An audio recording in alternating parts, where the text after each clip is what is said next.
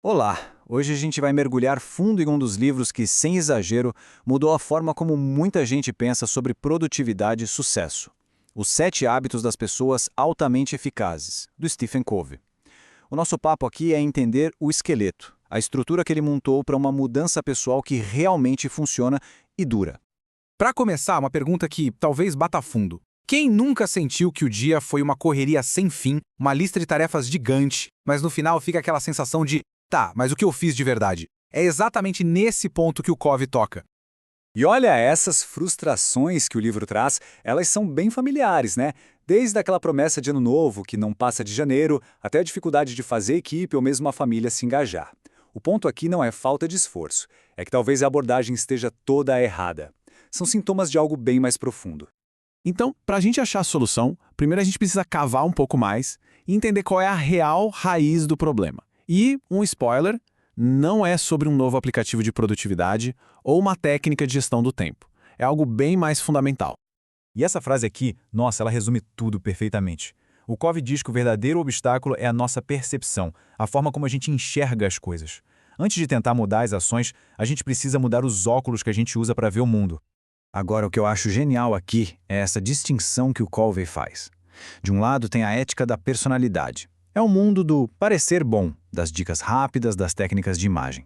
Do outro, a ética do caráter, que é sobre ser bom de verdade, sobre princípios, sobre integridade. É a diferença entre ficar podando as folhas de uma árvore doente e cuidar da raiz. E é aí que entra a grande virada de chave que o Covey propõe. Uma mudança que não é cosmética, não é superficial. Ela tem que começar de dentro. A palavra mágica aqui é paradigma. Pensa assim, é como se fosse um mapa mental que a gente usa para navegar no mundo.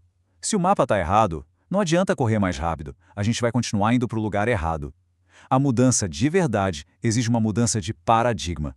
Aquele momento, ahá, sabe? Quando a gente de repente entende tudo de um jeito novo. Então, a grande sacada é essa. Não adianta querer mudar os resultados lá fora, os frutos, sem antes mexer no que está aqui dentro, na raiz. Uma mudança que dura, seja nos relacionamentos ou na carreira, sempre começa com esse trabalho interno. Ok, e como a gente faz isso na prática? O Covey divide essa jornada em duas grandes vitórias. A primeira, e a base de tudo, é a vitória particular. É a jornada de sair da dependência dos outros para se tornar independente. É sobre dominar a si. Os 3 primeiros hábitos constroem esse alicerce. Ser proativo significa entender que se é o programador da própria vida, não o programa. Começar com o objetivo em mente é, literalmente, escrever o programa. E colocar o mais importante em primeiro lugar é rodar esse programa todo santo dia. Vamos dar uma olhada rápida no hábito 3, porque essa matriz aqui é brilhante. A maioria de nós vive pulando entre o quadrante 1, apagando incêndios, e o quadrante 3, sendo interrompido por coisas urgentes, mas não importantes. As pessoas eficazes, segundo Covey, passam a maior parte do tempo no quadrante 2, fazendo o que é importante, mas ainda não virou uma crise. É aqui que mora o planejamento, a prevenção, a verdadeira eficácia. Beleza? Uma vez que se alcança a independência da vitória particular, aí sim é possível ir para a próxima fase, a interdependência eficaz, que ele chama de vitória pública. E aqui tem um pulo do gato.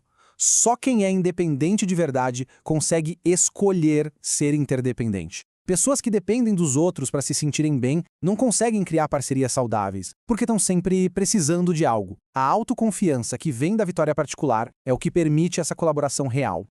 Isso nos leva para o hábito 4. Pense, ganha, blanha. Isso aqui é uma mudança total de mentalidade, sabe? Sair daquela ideia de competição, de que para um ganhar, o outro tem que perder. A vida, na maioria do tempo, não é assim. A mentalidade ganha-ganha busca soluções que sejam boas para todo mundo. E não é sobre ser bonzinho, não. É ter coragem para defender o que se quer e, ao mesmo tempo, consideração para entender o que o outro lado quer. E se não der para achar uma solução boa para ambos, a melhor saída é nada feito, para preservar o relacionamento. E aí, para fazer o ganha-ganha acontecer na prática, entram os hábitos 5 e 6. O hábito 5, uau! Procure primeiro compreender, depois ser compreendido. É a chave da comunicação. Não é só esperar a sua vez de falar. É ouvir com a intenção de entender de verdade, com empatia. Isso baixa a guarda de qualquer um. Só depois que o outro lado se sente compreendido é que se pode apresentar o próprio ponto de vista. E isso abre a porta para o hábito 6. Criar sinergia. Sinergia é pura mágica. É quando 1 mais 1 não dá 2, dá 3, 10, 100. É quando se cria uma terceira alternativa que é melhor do que a minha ideia original e a sua.